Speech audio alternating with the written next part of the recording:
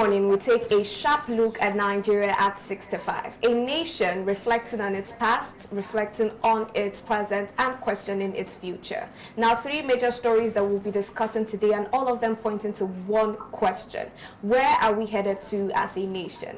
My name is Sharon Enemchuku. Joining me live in the studio, I have with me Mr. Daniel Sacramento and Ifoma Oji. Good morning. Happy Independence Day, and how are we doing?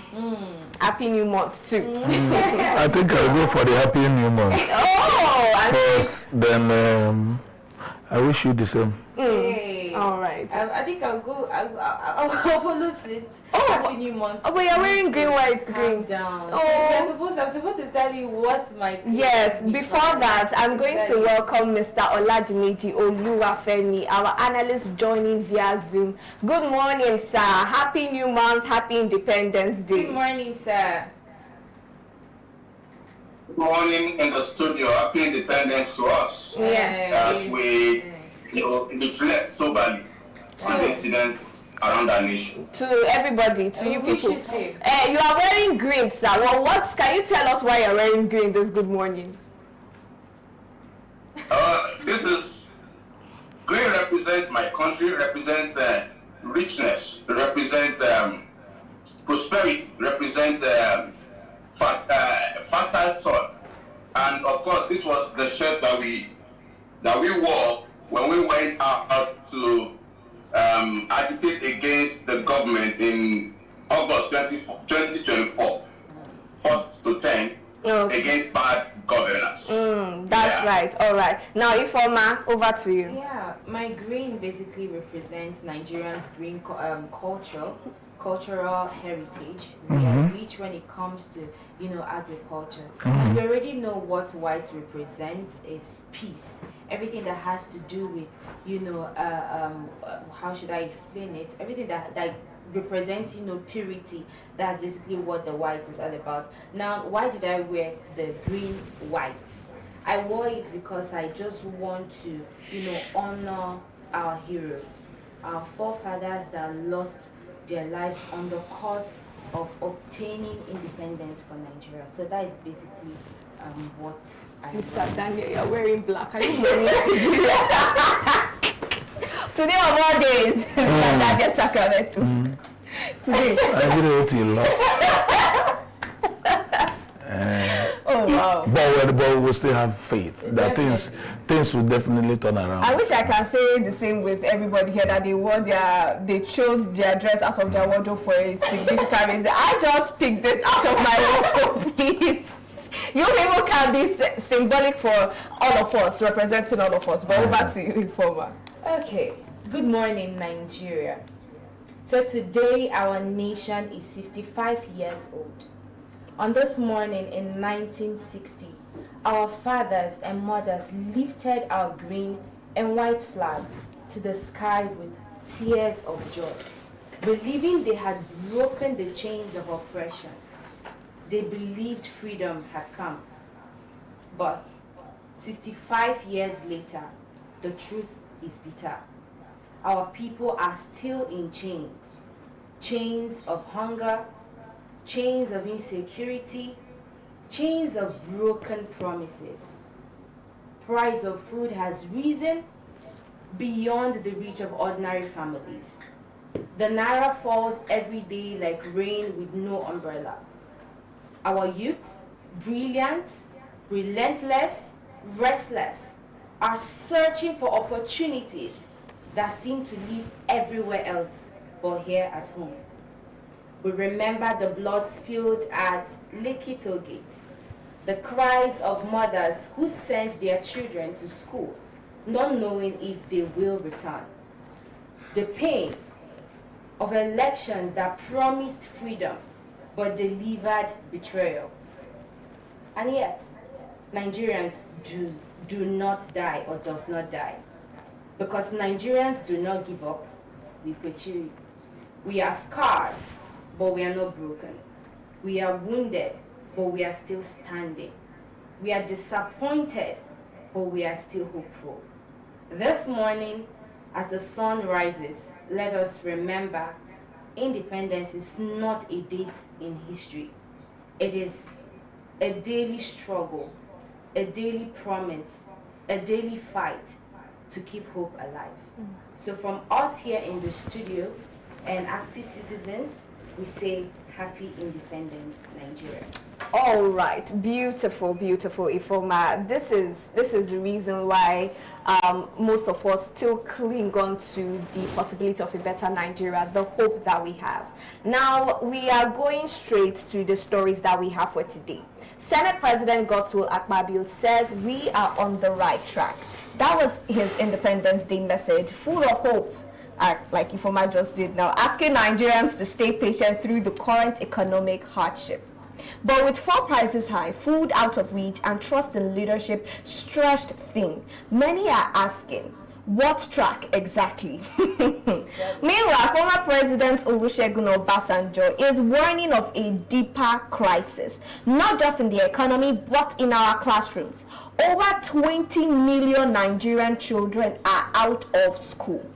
He says this is a ticking time bomb for terrorism and insecurity. And if we don't act now, we'll pay the price later. Now, finally, over in the Southeast, Anambra Governor Professor Charles Soludo has stirred up controversy, claiming that much of the violence in this state, Anambra, is homegrown, driven by Igbos themselves. He says we are killing ourselves. Some say he's being honest, others says he's pointing fingers in the wrong direction. But what do we know? We are going to have that discussion right here in the studio. But first, in the mood of celebration, Nigeria Act 65. I don't know for everybody. You can share with us in the comment section if this is celebratory for you, or like Mr. Ladmeji said, it is a moment for sober reflection. But I'm going to start with you, Mr. Daniel Sacramento. With what Akpabio said, he said that we are on the right track, and listed some things that the Nigerian President Bola Ahmed Tinubu is doing, and how even though we might not be seeing the benefits now, but later on we would see. Do you think that, first of all, this captures the tone or the feelings and the pain points of Nigerians, or is this just wishful thinking? All right, thank you for asking me that question, and it's quite shameful.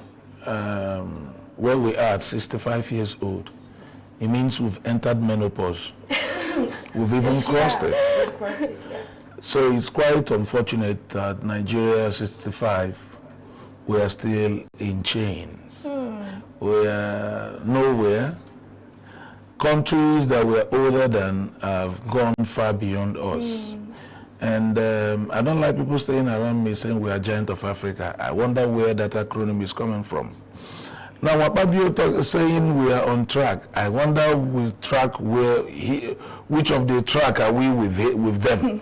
Maybe APC is on track. He is the Senate President. A stooge. This is one of the worst Senate presidents we've ever seen, where anything the executive brings on board goes on. So that is why they are on track. Putting Nigeria in a roadmap of debt, we are on track. Where insecurity is now a daily activity in the country, we are still on track. Where job unemployment is on the high, inflation is on the high side, we are on track. Where poor people can no longer buy feed 3 square meal, we are on track. Now, I wonder where these people always get the feedback from. I wonder who gives them this feedback. These are people who don't go to market. These are people who don't go to filling station. They have drivers that goes to buy this thing. They have stewards that get to the market. So they will not really understand what we are fighting, what people are passing through. So he can sit down at the confine of Nikon Hilton and say anything he wants to say without going to the grassroots to find out how people are faring. Go to the hospital and see what people are passing through. Do you understand? Yes. A lot of issues here and there. Our educational standard is nothing to write home all about. Our medical services is nothing to write home all about. So I wonder the track he is saying we are with him, or him and his family and the APC family are on the same track. So it's quite a pity where we are at 65. At 65, we are still finding it difficult to have at 65, they travel abroad to go and check their health because they don't believe in the health system in the country. Yes. At 65, we are still battling to find 1 square meal. At 65, minimum wage is at 70,000. Why taxes are chasing people away? Left, right, center. So I wonder the track that we are on. And that is why I am so bitter this morning when I heard Mr. President saying, I thought he had something tangible to tell us. Just came to make promises and promises that we do not. That is how they said at 65 that they shared 300 billion to families. I've not gotten any. I don't know if I'm not a family member or I'm not from Nigeria. I don't understand the criteria they used to check. So a lot of controversies is everywhere in this country. You wake up every morning. After this program, I'll be going to take BP drugs just because I'm discussing Nigeria. It's terrible. It is terrible, Mr. Daniel Sacramento. It is, and it's not something to laugh about. But if you don't laugh, you will cry. We can't cry on the show today. Mr. Oladmeji now. The current president, that's President Bola Ahmed Tinubu, is the 16th president of Nigeria. And during the last Independence Day in 2024, he came out as well for the national broadcast and made some promises. One of the promises that he made was that his government and his administration was going to tackle terrorism on all fronts. Now, a year later, we are battling with insecurity left, right, center. From Plateau State to Zamfara to Borno to even the Southeastern states, everywhere. The Federal Capital Territory to Lagos State, there is no exemption right now in Nigeria as we stand. Now, do you think that this hardship that Senator Akpabio mentioned about it being a progress, do you think that is us progressing to a better nation, or is this just generally poor leadership in your opinion? Your last question dropped in my ears like a rhetorical question. But yeah, I will answer. We are suffering from bad leadership, and we are not anywhere near the track that we should be on. We are far away from the track. We've lost the compass. We need to find it. Having said that, Sharon, yes, we need to compare. Maybe because Nigerians need to understand this thing in one fell swoop, and Nigerians need to be able to put things in perspective. Perhaps that is why we come out to speak and educate Nigerians on a daily basis. But I'll say this. The man who smashed the mandate of 230 million Nigerians in 2023 came out in 2024 and gave promise like you said. But these are people who are aware that we live in a climate where consequence don't mean action. So you would have an Akpabio. I remember in August, between August, I don't know the date he said that, but he said it in July, before we started that protest of end bad governance in August of 2024. And he said, they are the ones who are hungry. Let them go and protest for hunger. We will be here eating. He said that. And I'm sure that some of us that are listening now can remember. Yes. So these people are aware that Nigerians don't take them by their words. Nigerians don't ask them and prove them for consequence to their actions. So they say these things in disconnect and in isolation of the other. Last year he said security was going to be gone. Yes. I come to this year and I was so baffled, and I had to conclude that aside the fact that I listened and watched the man who is completely not in connection with the reality of the state he governs, aside that, he is completely unaware and careless of The lady, 29-year-old lady who died barely 48 hours into your Independence Day speech, and you couldn't mention her name in that speech, all because you wanted to save face so that you could sing the praises of improved security in your speech. Go and watch it again and observe. Yes. The only reason why Tinubu did not mention this lady and the one that died barely 7 days before her, both through armed robbery, the reasons why Tinubu did not mention these things and particularly sympathize with this family, the Madragus, yes, on behalf of Nigerians, is because he wanted to improve security. Yes. So it means that these people are completely in dissonance with our grief, with our pain, and with our death that we're experiencing. One state is there, he has not been there up till now. And the man is back on wheel. Yes. But we are celebrating independence. And they will earmark some humongous funds. You will hear later now that they earmark some funds for the celebration of independence that we are having today. What are we celebrating? Are we celebrating the killings of some Toshiku? Are we celebrating the killings and the burning down of churches? Are we celebrating the burning down of mosques? Are we celebrating the killings that have been going on frequently for over 1 week for crying out loud in Kwara Okodo? Is that what we are celebrating? And the president could not mention all of this in a broadcast to 230 million Nigerians that are suffering. No, it is despicable, preposterous. It is. To put it mildly. That's why I wear them I black. know that this country is a nation, all right, that is crying out for help, and it will get it. It's that young boy that is devastated, that is running wild around the street, that woman who just lost her child, that family majority just lost their family, all right, we will all get justice when we come together, and we will be able to celebrate subsequently in Nigeria that is actually working for you and I. Thank you so much, Mr. Oladimiji. Very well said.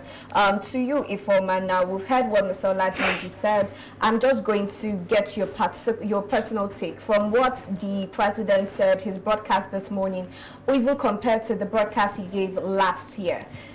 What's your general take? I just want to focus on Gospel Akpabio's, message. Track. That's what I want to talk Track and field. Yes.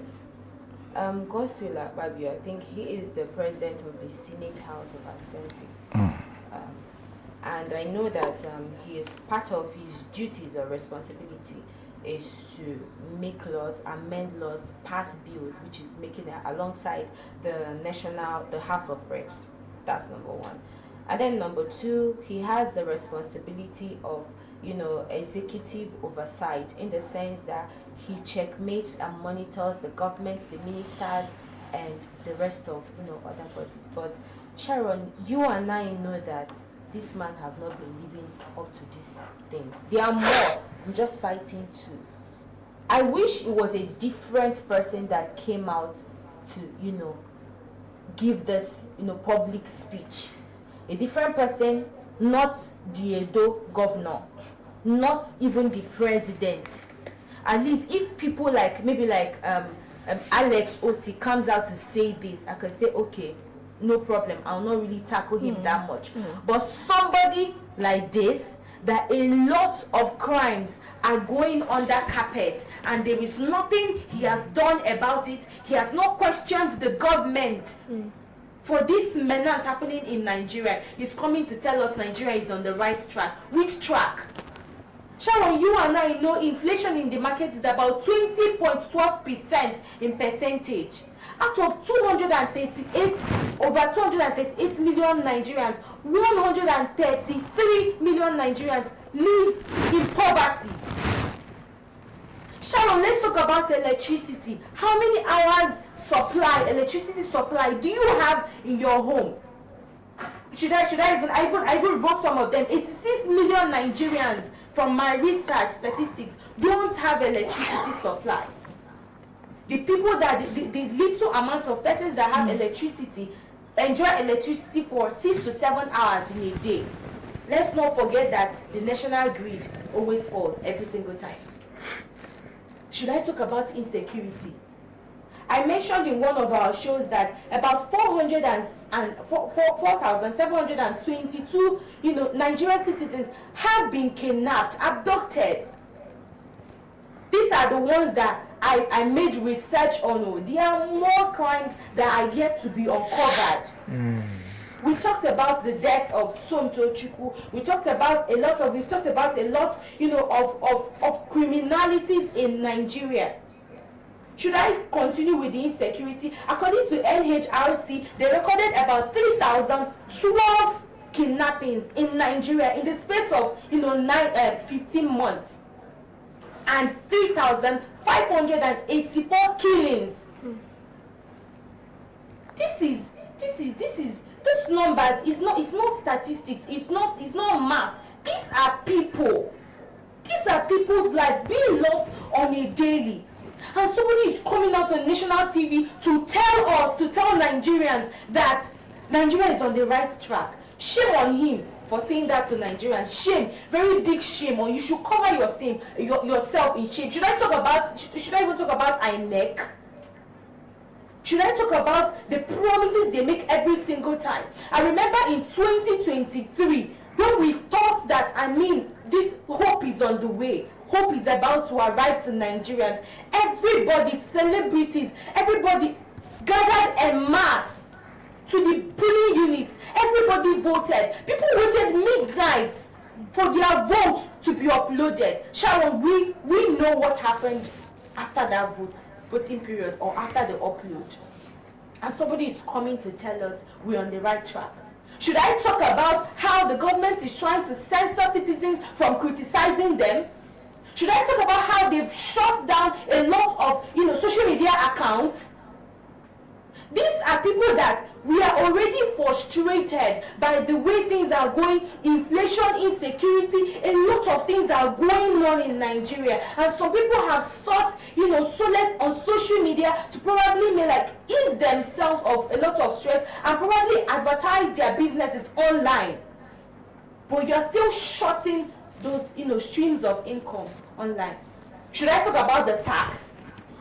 What exactly is right in Nigeria that we should applaud the government and use that thing, that tax that Nigeria is on the right track? It has never been on the right track. All right, thank you very much, Ifoma. What a passionate reply to that question.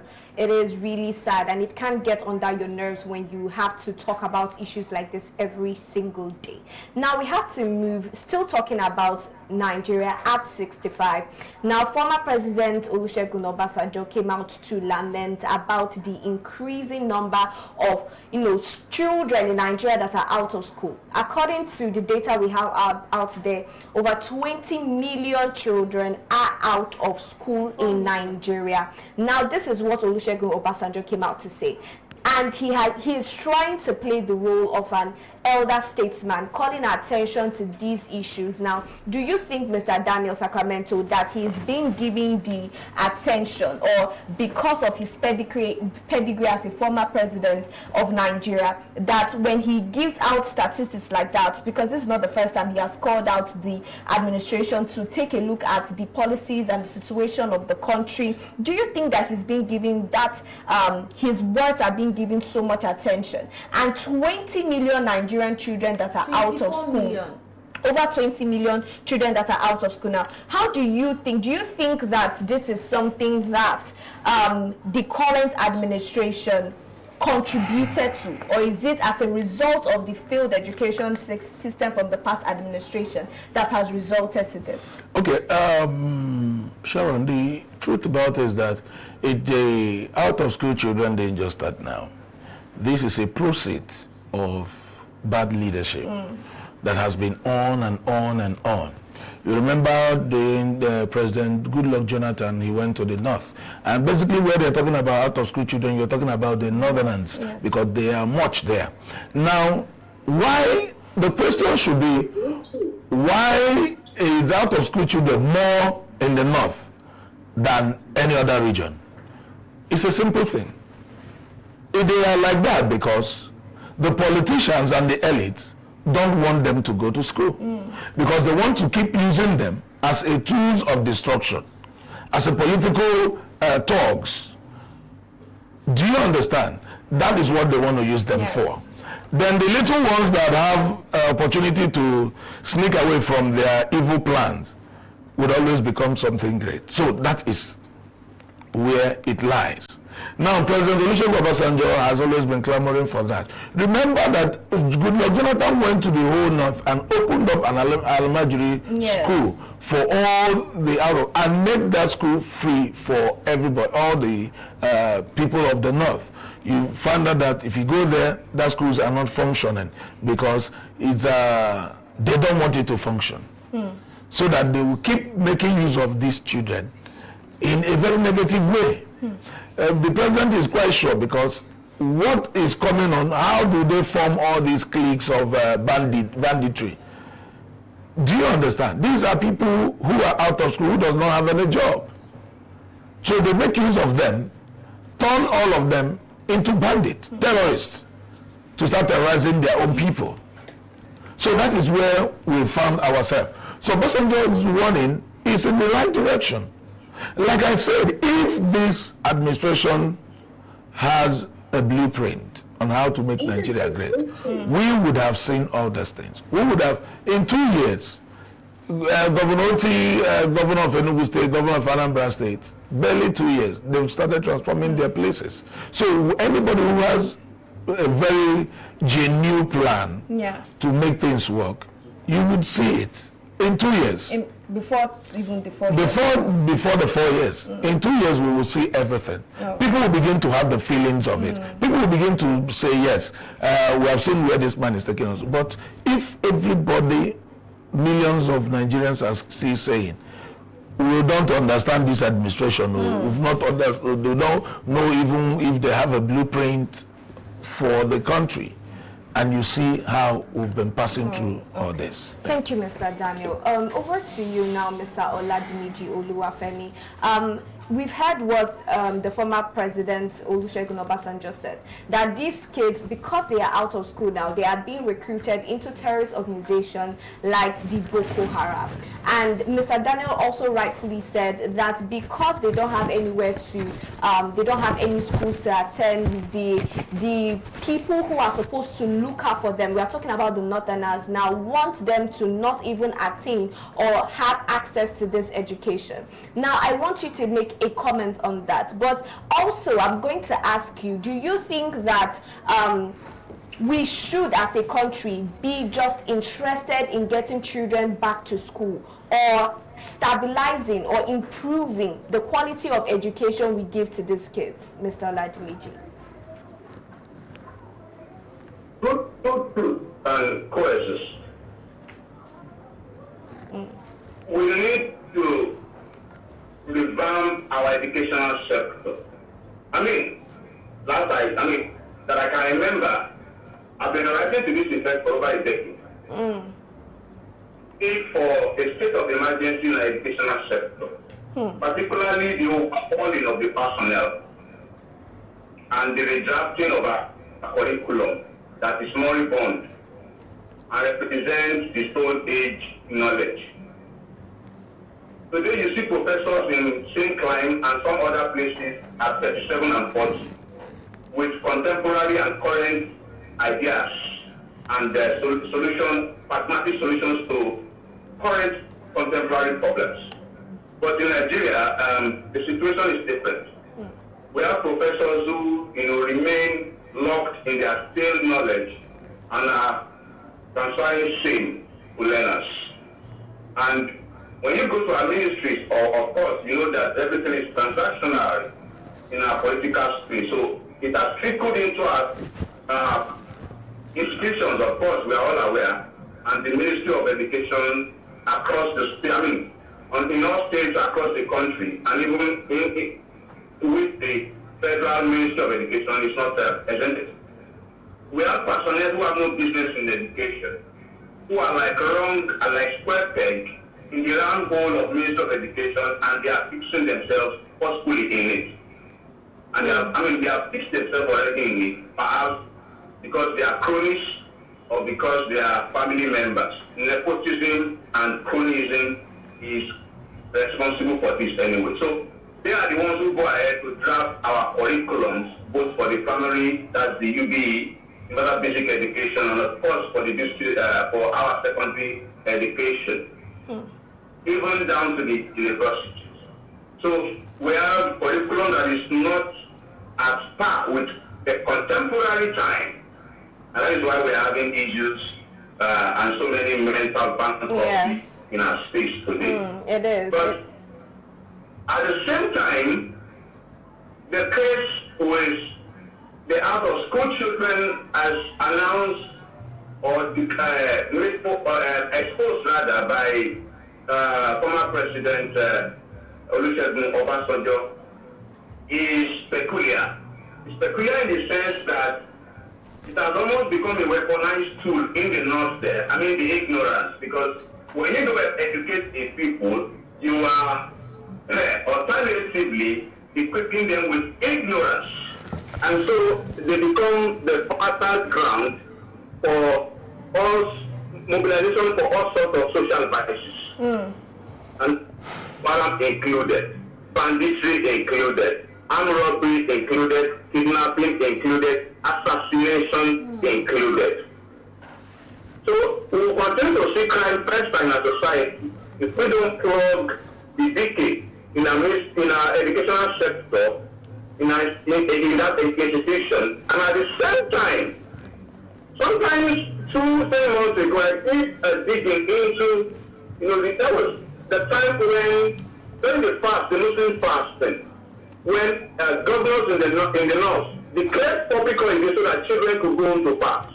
That was when I wrote that thing. I did that research rather. I discovered more that, including these states who declared holidays for the children to go into a good fast, there are persons who are suffering more from the out-of-school children.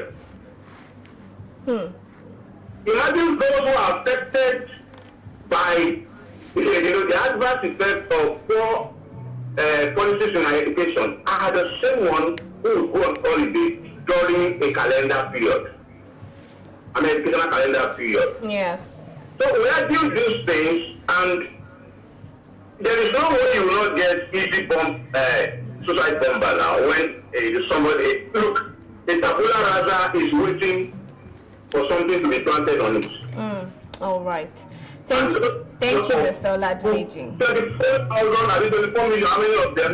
24,000 out of school children, is it 24 million? I can't really grasp it. Yeah, 24 million, over 24 million. The tools for crime and violence, including, and they will create insecurity in the land. So, if you like, budget 40 trillion for insecurity. If you don't plug all these structural problems, these existential problems that politicians, leaders crafts in the north have weaponized, and they will not do nothing about it. I know what they did to. All right, Mr. Oladmeji, we have to cut you short there. Mr. Oladmeji, can you hear me? Mr. Oladmeji, can you hear me? I can hear you. Yes, so we're just going to have to cut you short there, so that we can take on the next story. Now to you, if yes. Yes, I know you're very passionate about the education sector, and that's beautiful to see, but we must proceed. Now to you, Ifoma, what ways do you think that the government can, or the things they can do to bring these out-of-school children back to school? It's simple. There are a lot of them. You can see them, you can call them the Amajiris. They are in the streets already. Why don't you build schools for them?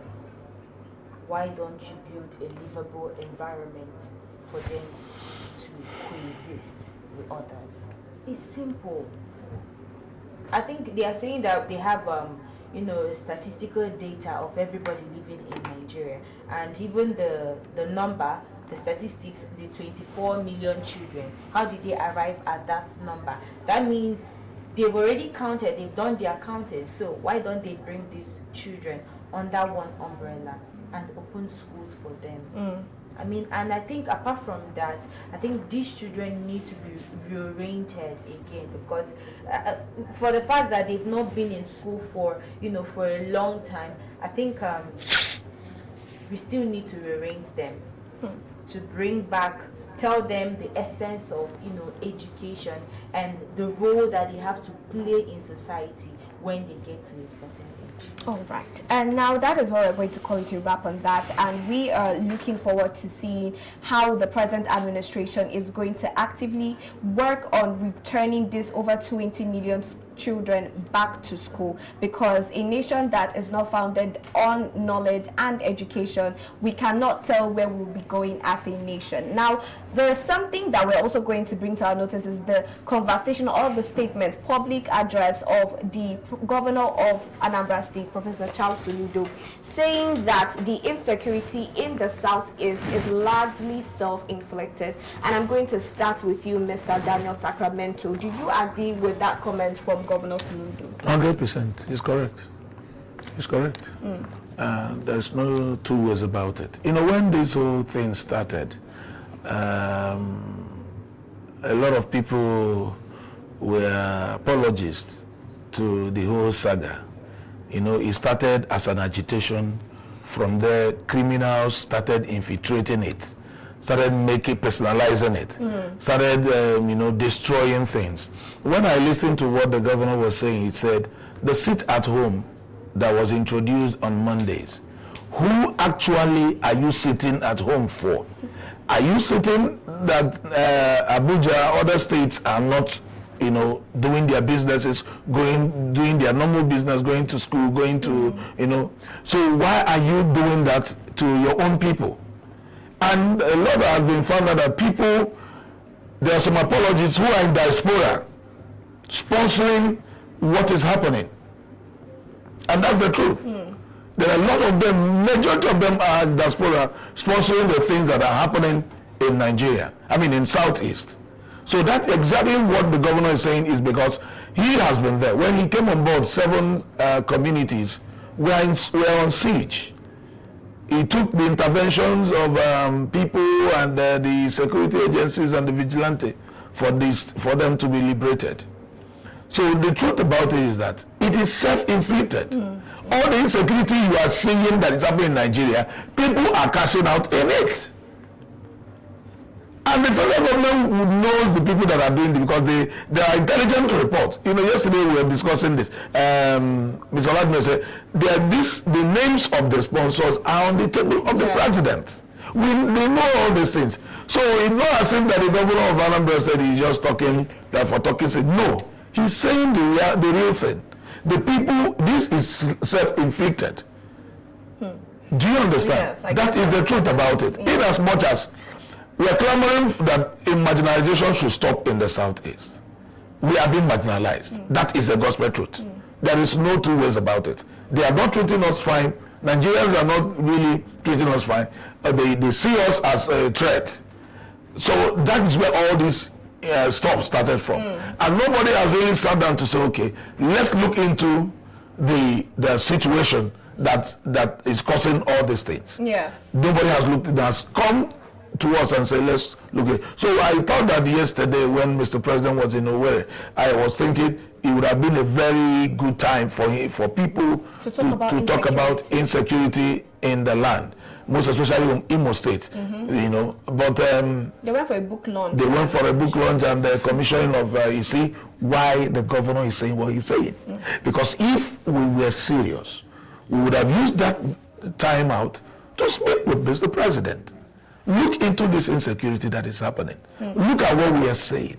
How do you come and help us? Yes, I know that insecurity is not something you discuss in the public openly, but at least there should be a vehicle where people could say, okay, Nnamdi Kalu's own case, please release him for us. That's where my next question is going to Mr. Oladimeji. Now, we have Nnamdi Kanu that has been in custody for a while now, and we have the situation, like Mr. Daniel rightfully mentioned, the sit at home on Mondays in the Southeast. It has been consistent, and a lot of, the Southeasterners are keeping with it, but it really does not affect other parts of Nigeria.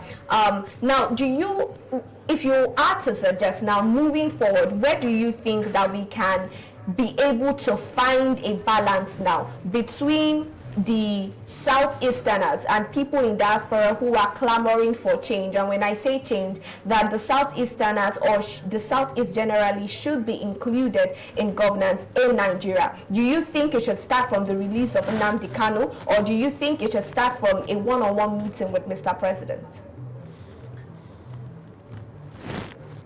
Thank you for that question, Aaron. First of all, let me establish that Nigerians are collectively marginalized in their lives. And regions are peculiarly marginalized as it regards resources. And we can turn side to south in that regard. But Nigerians are collectively marginalized. And of course, each region will speak to their own marginalization as expected. Having said that, the case that is going on in the East, unnecessary as it were, is not to be seen from a narrow perspective. Look, when it comes, I'm driving towards your question, Sarah. When it comes to the matter of insecurity in this country, if you look at it from a narrow perspective, then you are shooting yourself in the leg. Because politicians in this country shake hands across the Niger, and they weaponize bigotry across the Niger to divide the people. But they unite across the Niger to share their interests and balance their own interests, including insecurity. So when you say insecurity being weaponized, particularly the killings in the north right now and in the east that have been going on for a while, you will realize, okay, we can say that politicians in the north, those that have been mentioned, even by the UAE, that they have their names and they are submitted to the federal government of Nigeria, and the federal government of Nigeria will not respond. Let us agree that they are the ones exclusively responsible for the security in the north. And let us agree that those in the east are exclusively responsible for the crisis and the killings by the unknown gunmen in the east. But there is one thing, that energizes these killings. It is political interest and the balancing of it. Because if you must win elections in Nigeria, as it were, because it is transactionally, your interest must align if you must win. That is why they don't come to the people when they need food and when they need to occupy office or get into office. They meet with themselves, they consolidate, they pay these seats, they go to permutate. Instead of coming to the people, they go to themselves to permutate and to negotiate interest. One of those interests is the use of these insecurities against the people. Look, this sit at home on Mondays, there is no insecurity that can fester. Abacha said this thing. Insecurity cannot fester if the government does not have a finger in it. More than 48 hours. Okay. It shouldn't. All right. Now, when insecurity festers, and you have some elements who are very influential, some elements who are influential, or some political players who want something ultimately in the long run that make this thing continue to happen and fester in the region without finding the obvious solutions to it. All right, thank you, Mr. Oladimeji. Now, what I'm hearing from you is the fact that you mentioned that every region in Nigeria is actually being marginalized, and when the Southeast comes out to say that they need a sit-down discussion, a one-on-one roundtable discussion to discuss the marginalization, you have said that it is a general Nigerian issue. Now, I'm throwing the question open. Anybody can take it, starting with you, Ifoma. Do you agree with that? Do you think that the Southeast has a legal standing to argue for marginalization? And how many Southeastern presidents have we had in the past years? I think Southeast have been, marginalized to an extent. Yeah, I could say. I mean, leadership positions have been given to people in the north, northwest, and the rest of majorly the north. Okay, so you only see probably maybe something like governors just in the southeast and few positions in the southeast. So yes, I will agree to the fact that southeast has been marginalized to a large extent. But I wanted to say something as regards to what Professor Soludo said, which is I'm just going to talk about the rebirthing of Nigeria that he mentioned in his statement or his speech. Now, it's more like he is trying to apportion blame or shift blame to the Igbos, because that's what I am seeing here, forgetting the fact that he as a governor have a role to play.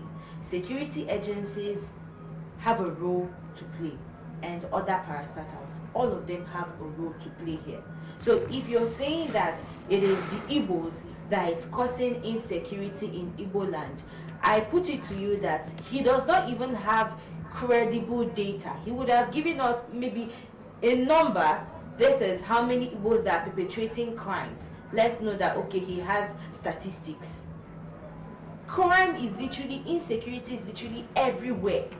It is in all states. So for you to just single out Igbos and say it's Igbos that is causing insecurity, I feel like it is unfair. I'm not against the fact that he is trying to, talk to the Igbos that maybe we are the ones killing ourselves. But at the same time, I feel like it's something, if you want to pass a general message, general message, but don't say it's Igbo that is causing insecurity. That's just what I want to say. Sorry, can I not just that, but also Mr. Ladmejo's statement. Okay, number one, the Igbos are marginalized. We can't close our eyes to it. Go to trade fair today, you see what they are demolition there. These are places people have been, and they know that majority of everything that's happening there. And the trade fair, the Igbos are many there, doing business there for more than 65 years. So let's not, I don't want to, let's not go into there. We all know the truth. Our mandate has been stolen time without numbers. You understand? If this country is just and zone everything and do the right thing, we know how things will work. And that is it. Then because of time, I want to correct an impression. The impression is Soludo was making speech during Ohaneze Ndigbo's day, Igbo Day, and he is driving home a point. Now, insecurity, he says Igbo. He didn't remove himself. He said Ndigbo. So he too is an Igbo man. Now that's one thing you must understand. Now, it is. Let me speak in Igbo language. Okenoro dere Ndigbo to stop insecurity. He gave mention of sit at home, has killed virtually businesses in the southeast. It wasn't a Yoruba man that started it. It wasn't an Hausa man. An Igbo man started it. So that is the problem. That thing has really crippled businesses here. But I just want to ask you one question. Yes. What birthed insecurity?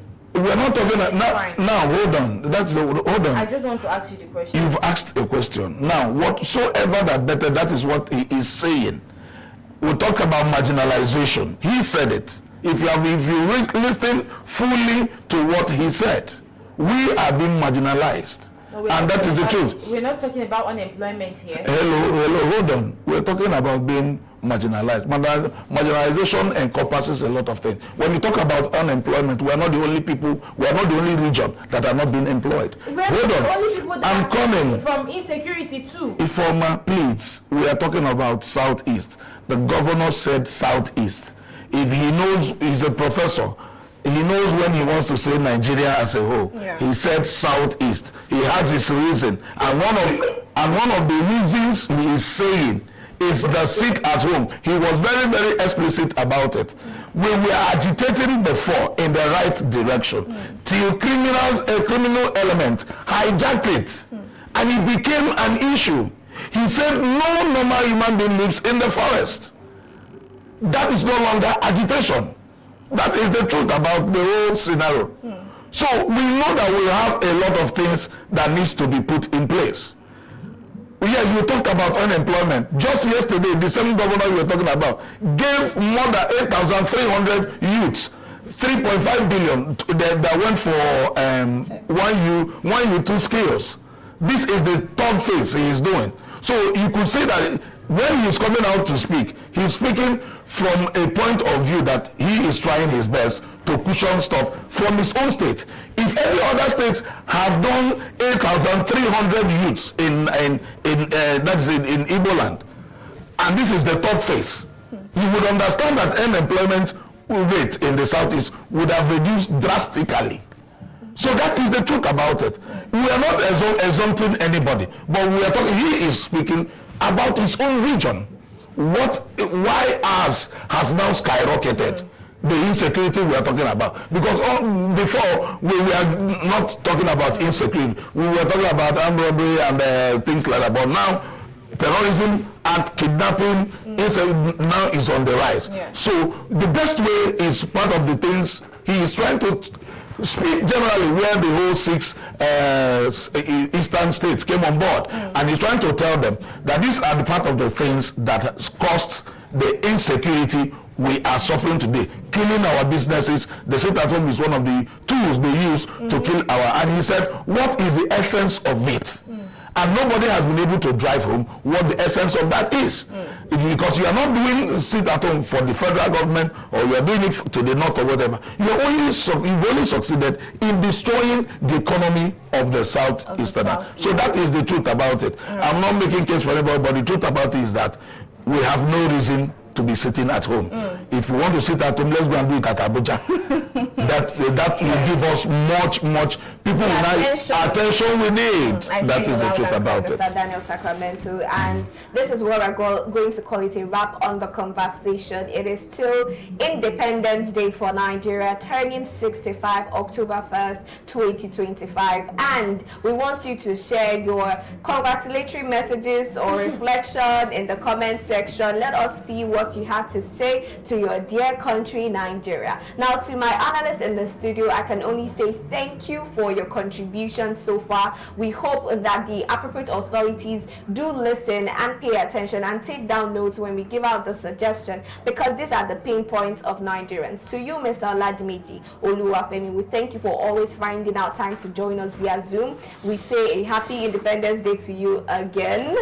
And to you, Ifoma Oji, I say thank you for always joining me as well in the studio. Always a pleasure. Happy Independence Day to you as well. Same to you. Thank you. And to you, Mr. Daniel Sacramento, I know from the mood and the color of your dressing, you are not in celebratory mood. How can I be? Yes, and I understand that. Now, from me to you, we say Happy Independence Day from all of us as well as active citizens. If you are yet to follow us, this will be our Independence Day gift. So please go and follow us across all social media platforms at Active Citizens. You can find me on my personal page at Sharon Nmchuku. And you, Ifoma? You can find me on Facebook at Sophia and on Instagram at Insecurity. Mr. Oladimiji.